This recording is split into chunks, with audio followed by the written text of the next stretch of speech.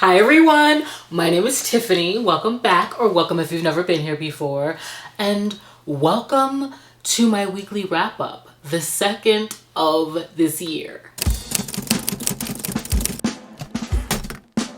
I am very excited to get into it. I have 3 reads for you so far. If you don't know, I like to structure my wrap-ups in clips. Come to you when I'm fresh off of the page. I just feel like I can gush and really get in there and break down why I liked something better. So I would love to start with Titan by Jillian Graves. I had to jump into this after Blood Moon. I wanted to know more about what she calls is the strange. This is set in a paranormal Hollywood. It's a monster romance that delivered on the daddy kink. And this is following Titan. He is a gargoyle. He is the last or one of the last few of his kind.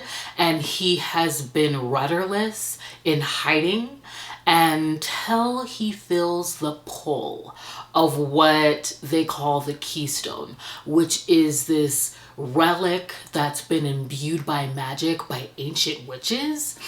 And it was meant to basically draw gargoyles in so that they could protect magical items. And it's been eons, and he feels the pull, and it leads him straight to Jules. Okay, our heroine, and I just love that. Okay, I thought that was like dead on. And he meets her, well, let me backtrack. I'll say that Jules is an ex-childhood actress, and she's sort of engaging in survival sex work right now, being a sugar baby, being that her manager and her mother have absconded and drained her hard-earned money. And so she's been tied up in court trying to fight and get it back. And she's struggling to make it, but you wouldn't know by looking at her, okay? Because when Titan first sees her, he observes her on a date with a man he believes has the keystone. And I just love how right from there, not only does he clock her beauty, but he clocks her mask. He clocks how she's able to kind of lean into the moment and make it happen. And so he acquires her services. And the moment she realizes that he only asked her on this date in order to get to her last one, she's pissed, okay? She is a woman about her survival, which is something I can get behind. But he also makes it very clear that he would still want a night with her. And sidebar, the financial dominance in this book was just so sexy. That moment, he's willing to pay whatever the price, and she needs it. And that one night stand really shifts into what read like a heist film, truly, because I loved how active and pivotal Jules is in this overall mystery and quest to get this keystone, because she's in a unique position to really navigate the social landscape that the gargoyles are trying to infiltrate. I mean, they haven't been around humans in eons, and she knows her way around affluent men. And so I loved that. I love that this is action-packed. I loved the daddy kink in this book, because it's the brand of daddy kink that is really saying, I want to protect, I want to care for you. It doesn't matter if you can or if you aren't able to, you shouldn't have to. I just love that about this. It's almost like, give me it all because I can take it. Oh, it was just hot, okay? It was sexy. And how possessive and protective he was of her. The steam was on point. If you're a size queen, okay, you'll love it. The mechanics were really fun, but the plot was sound as well. And so I had an amazing time with this. I rated it 4.5. Okay, I loved it. I absolutely loved it. And I need to continue on with the Jillian Graves after that. Like the novella, this, stand out.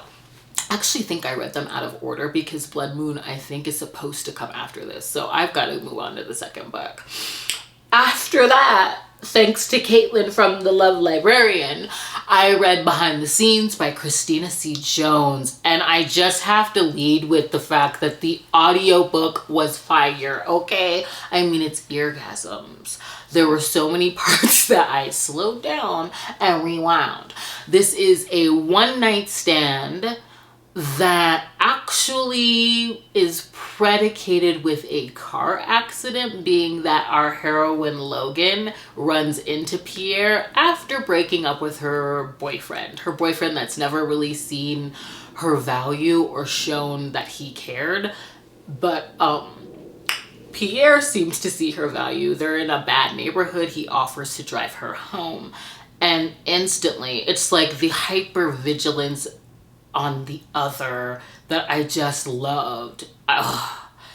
She has a nice caring moment with him, and it's supposed to be just that. And then later on, they quickly learn that they will be working with one another because Pierre is a TV writer. He's gotten the green light on a new show, and this is a big moment for him. It would be for anyone, but his legacy of his family within this industry is kind of bound up in it, and him wanting to like separate from that, it being his first project, and to be establishing his actual talent and ability outside of like nepotism is a huge thing in this book, him forging his own path. And very similarly, Logan is being brought on as his executive concierge. This is a business that she is forming that is separate from her parents' legacy as well. So I love how that they're like aligned in that. And at first he doesn't believe that he needs this service, and she assures him that she's bringing value to the table, and he'll find out. Which leads to like one of the lines that I absolutely loved rewinding, because like once he sees how she's able to take care of everything else in his life so it can free up his mental space to be creative. I love when he keeps reiterating, I see the value. Okay? He sees it. I felt it. Their chemistry is truly electric. Again, I like that they have similar aims. He's a recovering alcoholic. She is... There's one major sentiment that I loved in this book that Christina C. Jones just captured. And that is the burden, the ideal, and the duty of Black excellence. How that can weigh upon them, how it drives and motivates them, and how it can look different on them. Those are feelings that I have felt, and she put words to them, and I was just like, tell the people. I loved that. And so I love them together. It's forbidden because it is workplace. And, you know, the third act, okay, I will say, has a trope that I don't ever enjoy, and it was used to usher in the HGA. So I was also kind of surprised that she took it that way. So I ultimately ended up rating this a 4, but I absolutely loved it. I really did. The audiobook is just everything. As Caitlin said, it is a vibe. It's a mood. I loved them together. And his show made me wish it were real. Let's see. After that, I act like I didn't just pick this book up. I read Kraving Dravka. Okay, I started it during a reading sprints on Jen's channel. I've been loving group therapy. I am so glad. Thank you, Cheyenne. Okay, from that Tall Book Girl, for just like organizing that and getting them going. It's been so fun to just check in with everybody. But I started Kraving Dravka there, and it is from a series that I just fell in love with last year, Kraving Kiva, and it is about this elite brothel service that provides the pleasures of the Crave. And the Crave are humanoid aliens, alphas, that have spend, I'll say, jizz that causes incessant orgasms in humans. So, you know, they're a hot commodity. And we learn in Kraving Kiva that the Crave have actually been exploited after being displaced. Their planet was destroyed during war, and they're basically indentured and trapped there. And the evil madam she's just completely depraved and not only like physically abusive, but she's paying them pennies on the dollar of what they are actually making. And her niece is the receptionist at this brothel, who has been a silent bystander, guiltily watching everything happen and occur. And it's also how she sort of created a friendship with Dravka, and it's led to her pining that she believes isn't mutual. And at the beginning of this book, her aunt arranges for her to be married to further ensure the political kind of shade and covering of her shady business. And what I love about Valerie is not only is she a bleeding heart, but she's smart. And she strikes a deal with her aunt and basically says she won't expose what she knows is happening, and she will marry this man if she frees the Crave.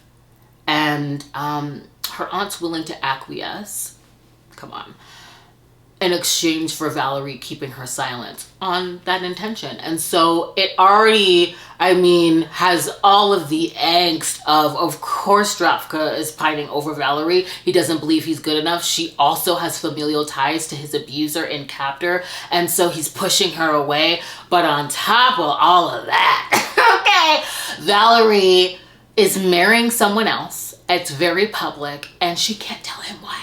And so that kind of puts a ticking time clock on their romance, because Dravka has to make a move, okay? And I just loved this. I love how possessive and protective he is, but how she, in turn, the heroines in this series save the heroes. I loved that.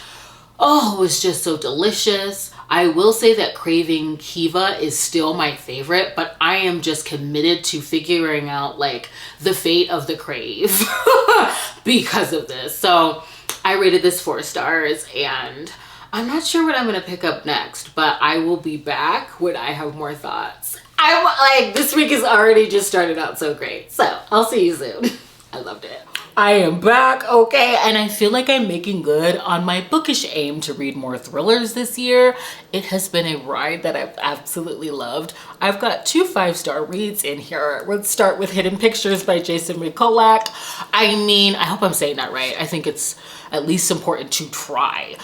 Oh my gosh. Again, this is a 5-star read, and I was completely shooketh while and at the end of this book. I didn't see the twist coming. This is following Mallory, who is a recovering addict, and she gets a job as a nanny. I loved the relationship that she has with this little boy who has an invisible friend. What kid doesn't? Likes to draw, yet very early on, the nature of these drawings and the nature of his invisible friend that no one else can see begins to increasingly get more and more sinister, to the point where Mallory aims to advocate for him, yet his parents are really not on board.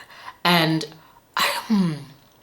I'm so new to talking about thrillers on my channel. I don't know the proper etiquette. I do know not to give away spoilers. So I will just say that I thought that it was very clever of this author to make the main character a recovering addict, because as she is trying to explain what she believes is happening, she doesn't make for a reliable source. And so what I loved about this book was how she really does gain that gift of being sure of herself. There is one person in her corner. It's a bit of a romance, so I enjoyed that. But outside of him, she really is on her own, and she's trying to advocate for this child. The coolest thing about this book, because it really is centered around the illustrations. When she first gets there, they're of what any kid would draw. And slowly over the course of the book, they start increasing in craft, and there are pictures that he should not be able to illustrate, and they start depicting the story of a murder that possibly could have happened, that may be all made up. She's trying to figure out what is going on, and this was a freaking ride. I don't think I could have figured out what the twist in this book was. It was freaking delightful. Like, this was an amazing reading experience, and I would not have picked this up. A random guest at work gave this to me. I clocked that she was bookish because she was reading it on her way in, okay? And I asked if she was enjoying it. She told me that she started it that day and was almost finished. She was reading it during the show, and afterwards she just handed it to me. And I was like, are you serious? This is a hardcover. And she's like, you know, you just look like you're actually gonna read it, and I don't want to take it home with me. So I am very grateful. Whoever you are, I did read it, and this was a one sitting read for me as well. I could not put this down. Oh my gosh, I cannot recommend this enough. I was freaking shooketh. Oh my gosh, okay. Then I got into Her Vigilante by Lillian Lark. I got this rec from Jen, and another novella that I read from her that I absolutely loved last year was Tangled Wires. And I love something that I clocked between the heroine in this book and Charlotte in that one is that I love how I remember Charlotte's name, but I don't remember the heroine's name from this book, and it's a recent read. But one thing that really is parallel between them is this sense of like being wearied and jaded, and this one definitely had like a film noir quality. I also listened to the audiobook while reading it, and it just had that grit, right? And this is an FBI agent and her romance with the serial killer that she's aiming to hunt down. The serial killer that they've dubbed the Vigilante because he takes out the trash, so to speak. He goes after criminals, stalks them first, which is kind of, when this begins, it feels as though it's like a procedural, like a police procedural, because it starts out at the scene of a crime where we're introduced to the case that she's been on and how she just knows that this murder is a copycat. And so everything in the beginning, like a police procedural, seems as it should. Yet when she picks up the phone and calls the vigilante to confirm whether or not it was him, I knew something was different. And I loved the way that she talks about, in a very vague, but also in this like baffling intrigue sort of way. Also, there are multiple POVs in this that I absolutely loved because we get the perspective of her partner. We learn that they both have these urges that they assuage and they sort of keep, of course, away from work. His being alcoholism and hers being, I don't know, having steamy dalliances with strangers. I loved that she had a very storied past where she grew up in a strict religious environment, which really ties into that. And on one of these, evenings when she's scratching that itch and she hooks up with a stranger, that same stranger shows up the next day at work to join the vigilante case. And we go off from there. This was a steamy time, it's a dark time, it's a heady time, and I absolutely loved the audiobook. So I rated it a 4. Okay, I had a great time with that. I'm loving Lillian Lark. Tangled Wires I got from Bree from In 11 Words, so I just need to pick up more because it's 2 for 2. And lastly, okay, for this clip, I have to talk about In My Dreams I Hold a Knife by Ashley Winstead. This was a rec that I got from Riley Marie last year. I even got the physical copy because I trust Riley. I knew it was going to hit, honey. And it did. Let me calm down. I'm sorry. This is following Jessica. Well, really, I want to get the name right. This is the story about, because there's a kitschy name for them, East House 7. This is about a woman who is getting ready to go to the 10-year reunion at her college. And what I loved about the writing in this is that Jessica is a character that places her value on the acceptance of others. She is literally stitched together by every trapping, everything that we would socially give accolades for. She's got the job, she has the apartment, she has the clothes, and it's all so that she can go back to this reunion and hopes that it's enough, that she is enough. And that is immensely felt in this book. And the 7, who are now 6, because one of them was murdered, was kind of like the bright spot of her life where she felt a part of. And now she wants to go back and sort of, redeem her image, be affirmed. And when they arrive, Heather's younger brother takes his opportunity to corner and question, and this is when the tangled web of secrets kind of come out and everything unfolds and we get the depth of what happened there. And I will say there is a strong romance in this book. If you are primarily a romance reader, like we all are, I feel like this is a great entry point into thrillers. I absolutely loved the ending. I was gobsmacked. This is a 5-star read and I absolutely loved it. Okay, so that is what I have for now, and I will be back when I have more thoughts. I am back, okay, with more thoughts. I am back with more thoughts.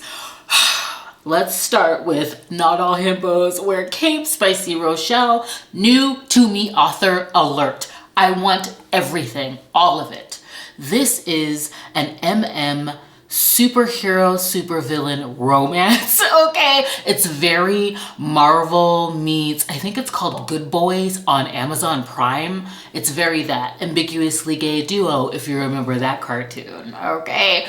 It's literally everything. This is set in a world where superheroes and supervillains are the norm. Humans know about it. They are entrenched in our political system and they have storied pasts and alliances, and I absolutely loved this. This is about a superhero, Butch, accidentally matching with Xander, who is a super villain. And I just want to say that I really loved this because it kind of reminded me of what I love about mafia romances, but to the umpteenth degree in terms of stakes. The fact that their family rivalry could literally be world ending was just everything. Xander is the son of the most infamous supervillains of all time, and he has no powers, okay? He's brilliant. He is a keyboard pianist, he is tech savvy, and so he's been relegated to creating the gadgets, for their adventures. And he really has to, like Butch, prove his value to his parents, being that in this world and with superheroes and supervillains, legacy matters and is everything, and neither of them come from warm families. So if they are not useful to their parents, it's not like they can just step out and go on their own when their parents could end them with the snap of a finger. I just loved that added element and how they bond, but I'm jumping ahead here. Xander is a grump. He is prickly as all hell, and he's out. and proud about it. He's not really one to hop into relationships. He joins an app akin to Grindr due to his human best friend, who he hates that title, but she says it so, who really doesn't know about his identity. And so he acts as though she's an annoyance, but they have this incredible friendship. She signs him up on a dating profile and he matches with Butch. Butch is a superhero. He's the golden boy of the world. And he has never done anything on his own whim. He basically works for the engine, the man, and he goes out and does their bidding. And he decides to answer this match, and they meet, and it's just like Xander is smitten. He notices that Butch has some submissive tendencies. This is the first date that Butch has been on, period, let alone with a man. And to top it all off, they are in their human disguise. In this world, their personas are kept off of the record as a means of protection. And so I loved that, because in their super life, they're mortal enemies. I mean, they're going toe to toe in the beginning of this book. It is just masterful. I also like when we get that entry point scene where we see that they are enemies, there's some intrigue with Butch when it comes to Xander. And he's basically a hired hand, again, like I said, to the man. But I just want to say that this romance starts out high octane, steamy, it's sexy. And although Xander notices submissive tendencies in Butch, this is not a BDSM romance. I mean, it's fun in that there is, you know, prolonging and prepping and all of the like, but this actually turned into a really sweet and emotional romance where they're the only two that can save each other. And that whole mystery of them not knowing who the other is was just everything. Because I feel like the reveal happens for one of them right on time. Okay? And their family rivalry, like I said, world ending. I loved seeing those dynamics. I love seeing how once Butch allows himself to relinquish control to Xander, because he is a little dominant, okay? And all of his requests of him are really rooted in care. Is he taking care of himself? Has he ever had a day off? Things of that nature. And for Xander, he's kind of caught off guard by just how fast and hard he is falling. There is a mutual possessive obsession between them that I absolutely loved. The plot is sound, it's action-packed. It just had everything. It literally had everything. I kind of want to go into this like trigger warning and like content warning section because it literally has everything. I'm just gonna throw it up so that you can see it. I will not run through it, but it's everything. I do have to say, when I saw docking and foreskin fixation, I was intrigued. I really was. I mean, there's everything. Who hurt you, grumpy sunshine, star-crossed lovers, fated mates. It's everything. And the found family aspect too. There are trigger warnings for loss and just emotional abandonment. There's a lot in this book, but it just hit on every single level for me. It was such a fun reading experience, and I need like all things superheroes at this point. Oh my God, it's everything. I cannot. So I had a really good time with that book. I rated it 4.5, and this is a new to me author, like I need to read more. I have to read more. Oh, I just had so much fun in this book. I just feel like it was trope heavy, and the plot was really good as well. Anyway, I'm sorry. Next I read, I believe it was called The Runner and the Runaway. This is a part of the Perdition Club series, and it's a novella series written by different authors.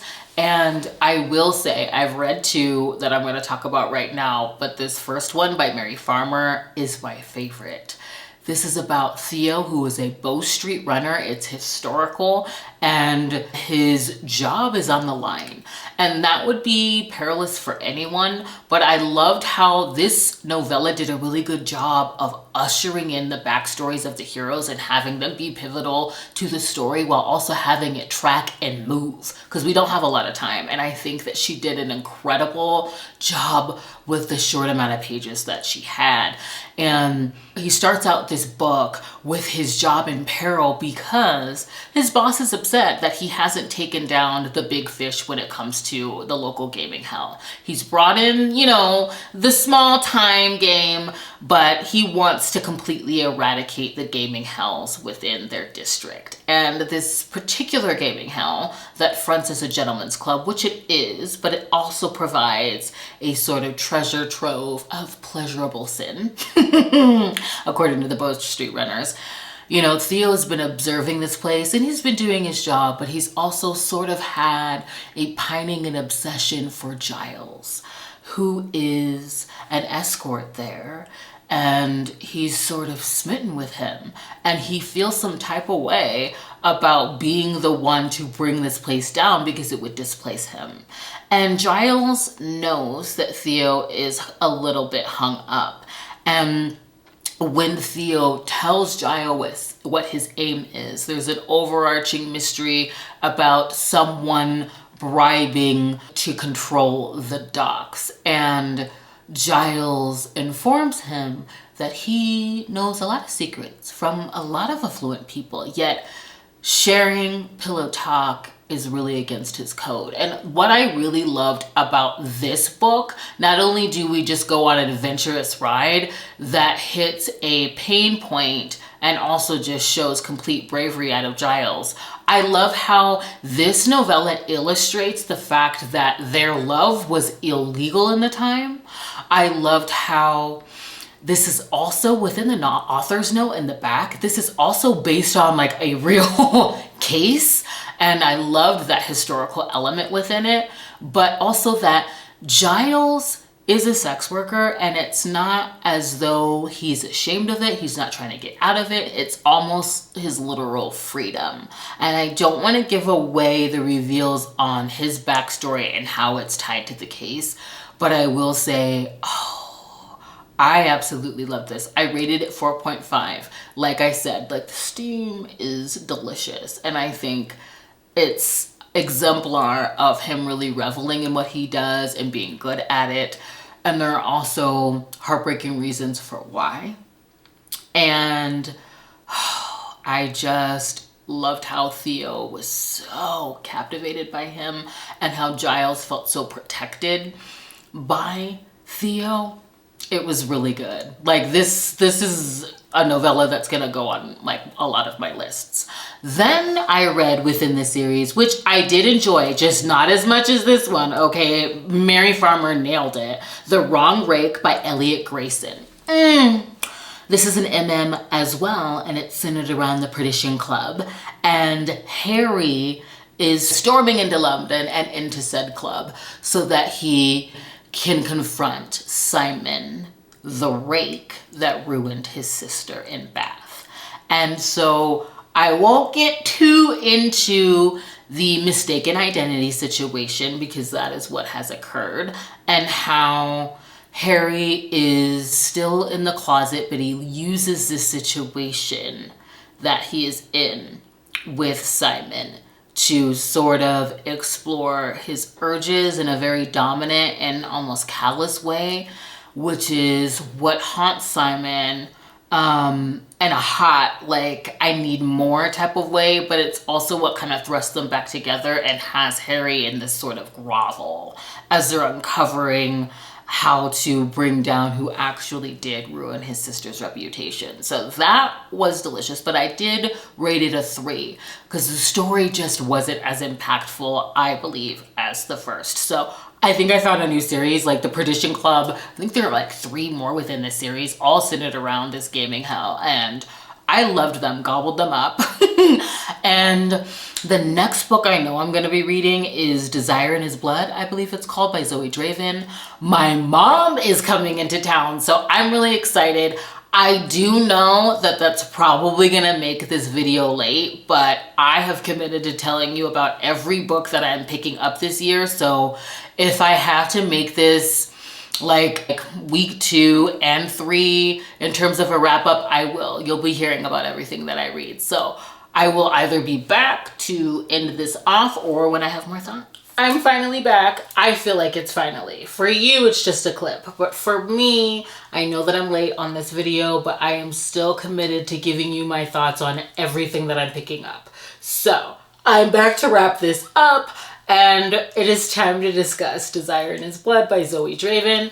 Oh my gosh, it was 5 stars. Okay, this is an arranged marriage between Azur, who is a High Lord, and Kylor. Okay, they are vampiric alien berserkers with large wingspans, and Gemma, who is the daughter of the man that he is seeking vengeance upon. Gemma was such a fun heroine to read about because her strength was showcased throughout. She's at the helm of her family. She's the oldest of 3. She's been trying to keep them afloat because of her father and his spending. They have been in debilitating debt, and in order to pay those off, she agrees to marry Azur, not knowing of his vendetta. And just early on, even in her agreeing to marry him, her ensuring that her sisters will always be okay, in that small act, I knew that this was going to be a heroine to follow, because even though she is terrified, you know, to humans, the Kylor are monsters. They don't know much about them. She is not very fond of the idea of him feeding off of her, and although she's scared, she refuses to cower before him, which he notices. And over the course of the book, he begins to see her character and questions if the sight of his anger should be her. And oh, there was just so much depth to him. He's harboring a lot of guilt and a lot of anger due to what her father took from him and his family, I'll just say. And this also had that thing where I just love how she activated herself in her new life in that palace and just became beloved by everyone around her. And also, because she's not a heroine that is willing to, I don't want to just say submit, but she's not going to let him kill her spirit. She doesn't understand why he hates her, why she's trying to make this lifelong choice arduous. She gets into the business of his kingdom and aids with that. And because she's a strong heroine, when she is willing to lean into her connection with him, it's all the more sweeter. And so I loved how the reveals on why their connection is so in-depth came about. That was like luscious and lovely. Her coming live to his plight, and also like being able to see what alien berserkers could do. That was really cool as well. I don't know. I just love this. It was 5 stars. I cannot wait for the rest of the series. I'm trying not to ramble because I have been editing these clips and I realize I've been a little long-winded. I get insecure about that. So I will move on.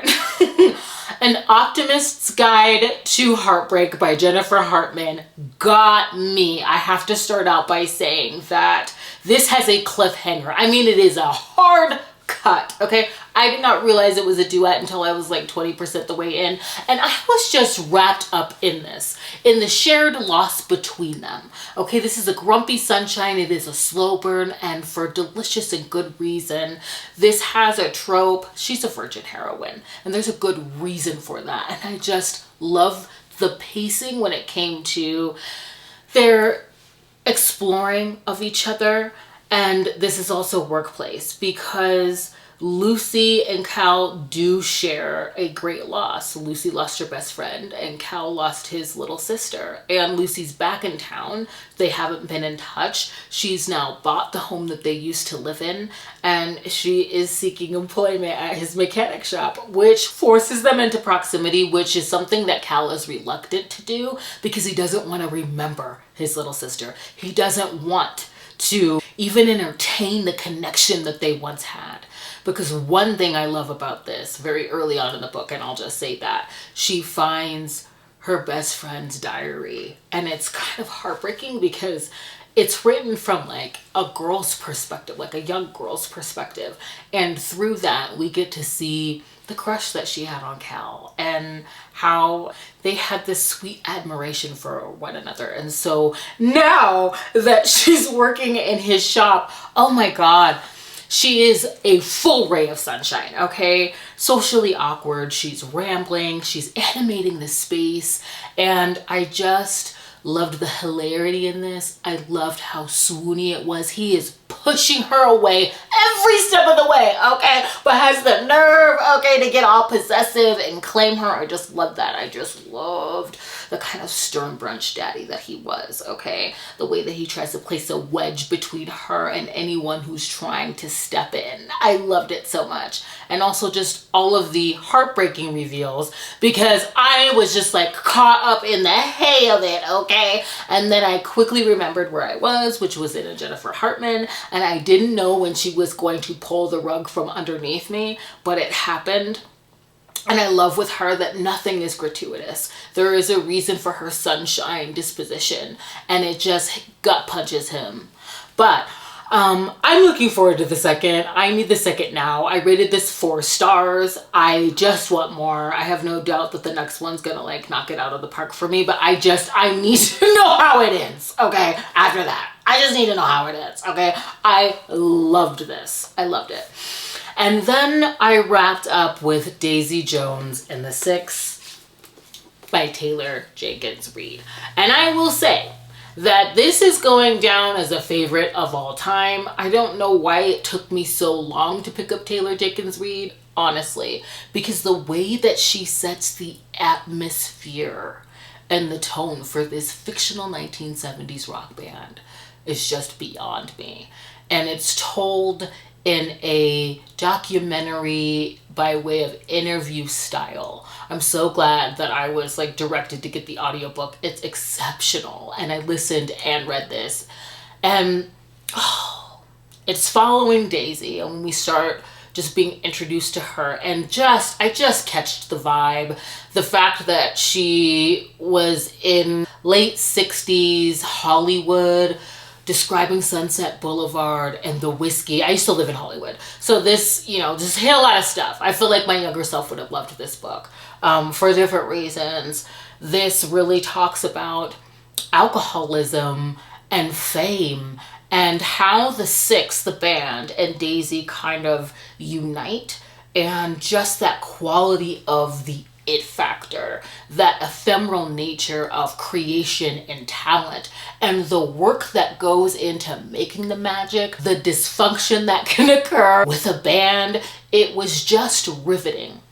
And one thing that I love that Taylor Jenkins Reid has done, again, because I read The Seven Husbands of Evelyn Hugo, is giving you these life lessons through her characters that just sum up their perspective succinctly in a very compelling way. I absolutely loved this. There are so many quotes in this book that ring true, but I also like how this captures that truth is almost arrived in the collective sort of sense, being that everyone's perspective isn't really how it went, it's just how they saw it. And so not everyone is really a reliable narrator. And I just loved how messy Daisy was, and I loved her ending. That made me cry, because I was just kind of like, I won't get too revealing on here, but like, this moved me. And it quite literally rocked. I think that that's fitting to say. So definitely 5 stars. Favorite of all time. Favorite of all time. I have 2 of those this month so far. So I'm very excited about it. I'm happy to finally get this video out. In my monthly wrap up, I plan on continuing to fill you in on what I'm reading. I will wrap up with some stats because I have been loving Airtable. I have to thank Jessin on here. She did a video like 2 years ago, and I know I talked about it in the New Year Booktuber tag, which she created as well, but that setup has gotten me all the way organized so there'll be fun charts to go through, and that'll probably be in the last clip of my next wrap up. So I'm excited to see what comes out of this learning curve of using Airtable. We'll learn together, right? Because part of my reasoning for putting off starting a channel for so long is because I didn't want to learn in public, and everyone's been so gracious. So thank you for being here, and I hope you can consider subscribing and sticking around, and I'll see you in the next one. Bye.